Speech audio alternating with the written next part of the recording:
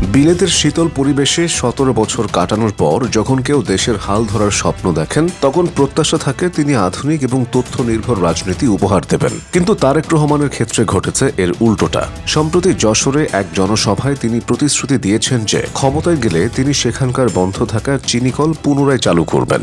এই ঘোষণায় যশোরের স্থানীয় মানুষ রীতিমতো অবাক, কারণ ঐতিহাসিকভাবে যশোরে কোনো চিনিকলের অস্তিত্ব কখনোই ছিল না। যে প্রতিষ্ঠানের জন্মই হয়নি তা পুনরায় চালু করার আশ্বাস দেওয়া একজন দায়িত্বশীল নেতার পরিচয় হতে পারে না। এই ধরনের ভিত্তিহীন প্রতিশ্রুতি কেবল তার রাজনৈতিক জ্ঞানের দৈন্যদশায় তুলে ধরছে। একই ধরনের আরেকটি ঘটনা লক্ষ্য করা গেছে কুমিল্লার ক্ষেত্রেও। সেখানে গিয়ে তিনি প্রতিশ্রুতি দিয়েছেন নতুন ইপিজেড স্থাপনের, অথচ কুমিল্লায় অনেক আগে থেকেই ইপিজেড রয়েছে। দেশের উন্নয়ন কোথায় হয়েছে বা কোথায় প্রয়োজন সেই মৌলিক ধারণা ছাড়া উন্নয়নের ভাষণ দেওয়া কেবলই হাস্যকর। এই ধরনের বক্তব্য থেকে এটি স্পষ্ট যে দেশের আলো বাতাস থেকে দীর্ঘদিন বিচ্ছিন্ন থাকার ফলে তিনি এখন নিজ দেশ সম্পর্কেই ঠিকমতো জানেন না। নেতৃত্ব কেবল বংশমর্যাদা বা পারিবারিক উত্তরাধিকার দিয়ে অর্জিত হয় না। বর্তমান যুগে রাষ্ট্রের জটিল কাঠামো পরিচালনা করতে প্রয়োজন আধুনিক শিক্ষাজ্ঞান। ইন্টারপাস শিক্ষাগত যোগ্যতা নিয়ে দেশের প্রধানমন্ত্রী হওয়ার আকাঙ্ক্ষা পোষণ করা এই সময়ে কতটা যৌক্তিক তা নিয়ে নেটিজেনদের মধ্যে চলছে তুমুল সমালোচনা। তবে এটাও সত্য,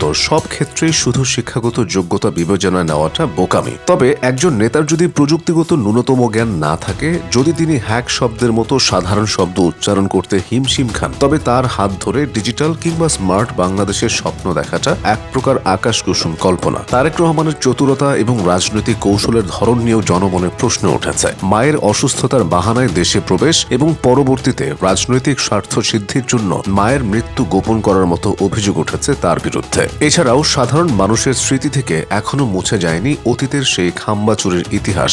বিদ্যুতের বদলে কেবল খাম্বা উপহার দিয়ে যারা একসময় দেশকে অন্ধকারে নিমজ্জিত করেছিল, তাদের হাতে পুনরায় দেশের দায়িত্ব তুলে দেওয়ার পরিণাম কি হতে পারে তা সচেতন নাগরিক মাত্রই উপলব্ধি করতে পারছেন। সবচেয়ে ভয়ানক বিষয় হলো তার রাজনৈতিক দর্শন। নিজের দলের কর্মীদের তিনি পরামর্শ দিচ্ছেন নির্বাচনের আগ পর্যন্ত জনগণের পা ধরতে, আর ক্ষমতায় যাওয়ার পর পরবর্তী ৫ বছর জনগণ নেতাদের পা ধরবে। এই মানসিকতা জনসেবার নয়, বরং শোষণের। এটি গণতন্ত্রের মূল চেতনার পরিপন্থী এবং স্বৈরাচারী মনোভাবের নগ্ন বহিঃপ্রকাশ। এ ধরনের পরিকল্পনা প্রমাণ করে যে ক্ষমতায় গেলে তিনি জনগণের সেবক নয়, বরং মালিক হয়ে বসতে চান। মানুষের আবেগকে পুঁজি করে ভোট আদায়ের এই হীন কৌশল বাংলার সচেতন মানুষ মেনে নেবে না। রাজনীতিতে ম্যাচুরিটি বা পরিপক্কতা কেবল বয়সের সাথে আসে না, আসে কাজের মাধ্যমে এবং দেশপ্রেমের মাধ্যমে। বিতর্কিত সব প্রতিশ্রুতি দিয়ে তিনি মূলত নিজের রাজনৈতিক দেউলিয়াত্বই প্রকাশ করছেন। চাঁদাবাজি, টেন্ডারবাজি বা ভয়ের সংস্কৃতি থেকে দেশ যখন মুক্তির পথ খুঁজছে, তখন এই ধরনের নেতৃত্ব দেশকে উন্নয়নের বদলে ধ্বংসের দিকে নিয়ে যেতে পারে। কেবল নিজের সন্তানকে শিক্ষিত বানালে চলে না,